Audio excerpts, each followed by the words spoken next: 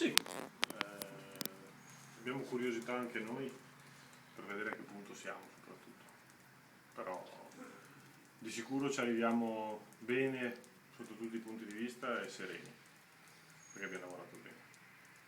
Poi, insomma, c'è un avversario davanti che è un buon avversario perché ha battuto una squadra forte secondo me come la Reggiana, quindi sarà già partita vera, ma è meglio così. Ma che possibilità dai al Padova di passare questo turno? Queste partite qua sono un po' un'incognita perché sono le prime, quindi dipende da un sacco di fattori, condizione fisica, condizione mentale. Solitamente squadre di C in questo periodo qua danno del filo da torcere un po' a tutti perché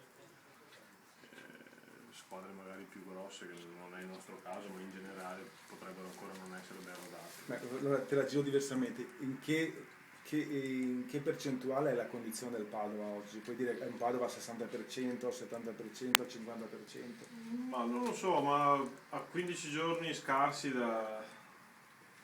insomma, dalla partenza del campionato Avete iniziato a soffrire. stiamo abbastanza bene.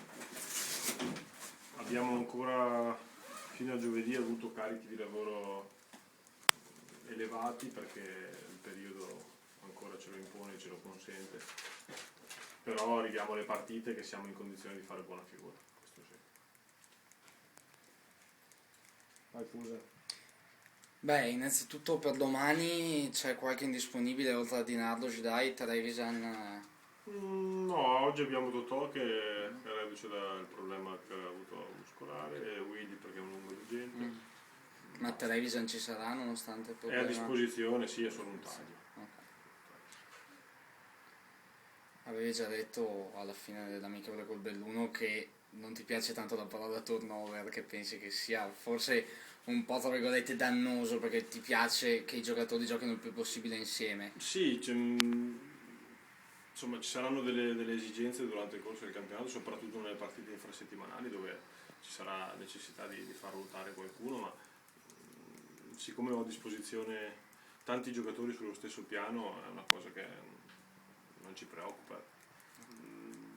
Il fatto che un allenatore dica che c'è spazio per tutti non lo apprezzavo quando ero giocatore perché poi nella realtà non è così, quindi sicuramente ruoteremo qualcosa quando ne avremo bisogno, però senza mai fare rivoluzioni, ecco, questo sì. Quindi quella che vedremo domani sarà bene o male una formazione molto indicativa, Sì, diciamo, è per il una formazione campionato. molto indicativa, questo sì. Milanetto o italiano? È da vedere, stanno bene tutti e due, devo solo valutare il fatto che la partita con la Sampdoria deve partire per forza Milanetto perché Vincenzi è squalificato, quindi potremmo scegliere di fargli fare più minuti possibili perché entri in condizione, soprattutto Omar ha fatto qualche partita in meno rispetto agli altri durante la fase del ritiro perché c'è stato un momento di transizione quando è passato dal Genoa a noi, quindi ha un po' più bisogno di giocare. Ma su questa dualità hai già parlato molto e ne abbiamo già parlato molto tutti. Però oggettivamente è un problema, non tanto se deve giocare uno o l'altro, ma perché hanno due modi di giocare, sono anche una mentalità e una personalità diverse. No, no, non credo. Credo che invece siano due giocatori molto simili nella qualità. Molto simili. Sono due giocatori abili a fare il vertice basso in questo tipo di centrocampo qua. Tutti e due giocatori con grande visione di gioco, tutti e due giocatori da piedi buoni, tutti e due giocatori che sanno far giocare gli altri, nel senso che anche con la voce sono due ragazzi che indirizzano un po' l'andamento delle cose, quindi no, non lo vedo assolutamente come un problema. È normale che quando gioca uno e l'altro non gioca, quello che non gioca non sia contento, ma sarei preoccupato se lo fosse contento, vuol dire che uno ha finito.